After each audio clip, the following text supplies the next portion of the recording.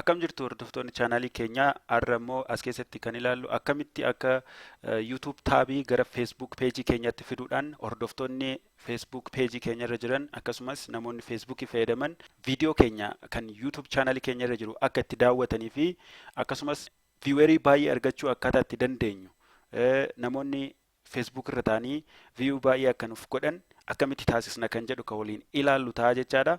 Jalqaba Facebook irratti peejii qabaachuu qabdu. Facebook irratti peejii qabaachuu qabdu. Peejii keessan saniin wal qunnamsiistu jechuudha. Tab syncing jedhama wanni akkasii.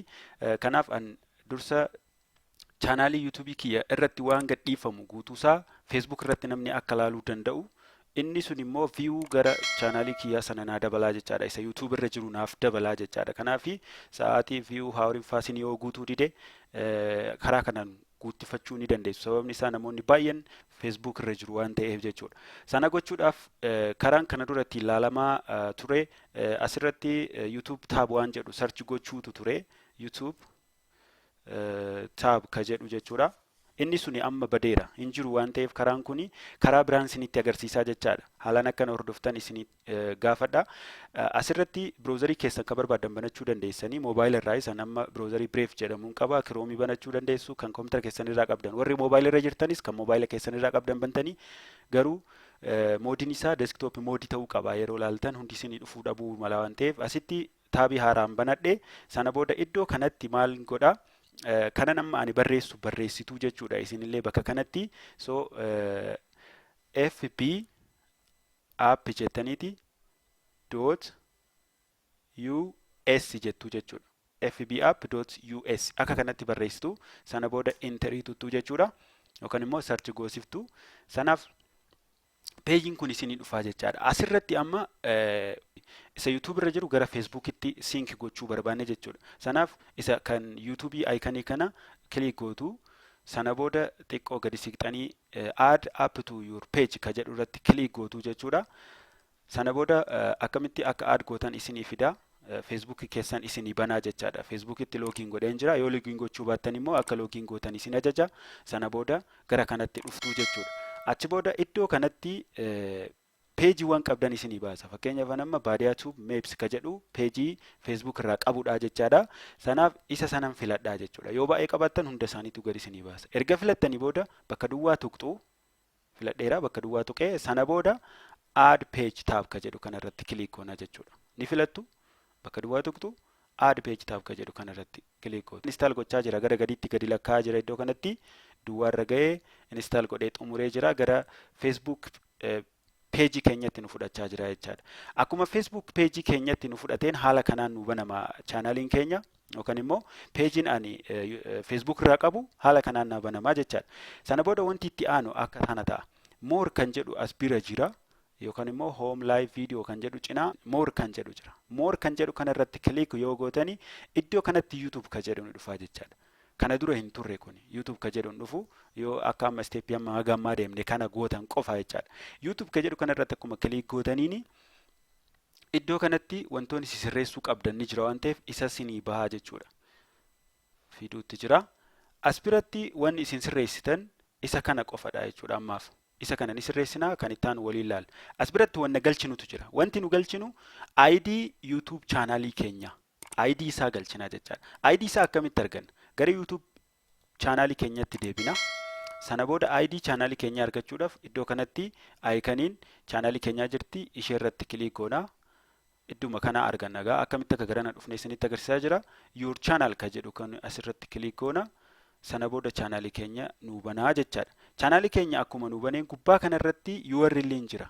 Yoo as biratti click gootan argitan guutuu isaas ni baasa jechaadha. Amma isin kan barbaaddan isa kana guutuu miti. ID'n keenya as dhuma kanarraa jalqabee hamma slash kana wajjin koppii gootuu jechuudha. Erga select gootan booda koppii jettuun slash dabalatee hanga dhumaa jechuudha. Dhumarraa gara slashitti yoo select gootan irra salphata. Sana booda gara Facebook peejii amma bannee sanatti deebineeti iddoo kanatti kana keessaa balleessineet isa ammaa sana paste goona jechuudha. Right click then paste gootu. Slash wajjin dhufe kuni ID chaanaalii kiyyaati jechaadha. Kan keessanoo ta'e kan chaanaalii keessanii akkasitti asitti paste gootu sana booda iddoo biraan tuqxanii as bira dhuftu. extra option ka jedhu kana bira. Autoplay jedha. Autoplay jechuun namoonni yeroo Facebook irratti viidiyoo keessan ilaalanii isaan viidiyoo keessan tuquun hin barbaachisu jechuudha. Akkuma viidiyoon keessan banameen peejiin viidiyoo keessan qabatee jiru sun akkuma banameeni viidiyoon taphachuu jalqabaa jechaadha. Isa sanaaf immoo akkam goona? No jedha ture yes goonaa jechaadha. Sana booda viidiyoo tokko akkuma xumureen gara viidiyoo itti aanutti darbuudhaa fi namichi irra harkisuu yookaan ol butuu hin qabu. Ofumaa isaatii viidiyoon itti aanu akka dhufuu fi no kan jedhu kanaan mallee yes goonaa jechuudha. Sana booda waan biraan tunnu save setting ka jedhu kanarratti kilik goonaa jechuudha. Akkuma akkas gootaniin wanni chaanaalii keessan irra jiru hunduu isinii dhufaa jechuudha. Viidiyoowwan chaanaalii keenya irratti kana dura posti goone, YouTube chaanaalii keenya irratti posti goone hundi isaaniitu ni dhufuu jechuudha. An amma viidiyoo kanneen hin posti godhe hundi isaaniitu naa dhufanii jiru jechuudha. Haala kanaan walitti hidhuu ni dandeenya. Namoonni Facebook irra taa'anii chaanaalii keenya isa YouTube irra jiru daawwachuu ni danda'u. Kana jechuun wachaaworiin keenya nuu dabalaa jechuudha. Karaa mala salphaatti.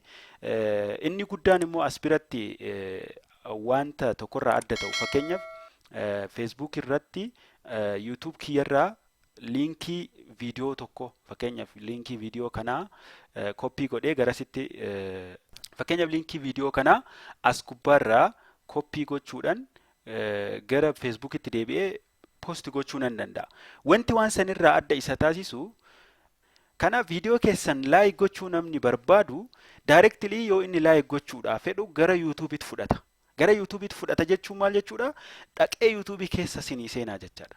Chaanaalii keessan keessa seenaa jechaadha. Kanaaf haala kanaan sync gochuu ni dandeenya. Namoonni Facebook irrallee taa'anii viidiyoo keessa yoo ilaalan wachaaworiin isa YouTube santu sinii dabalaa jechuudha.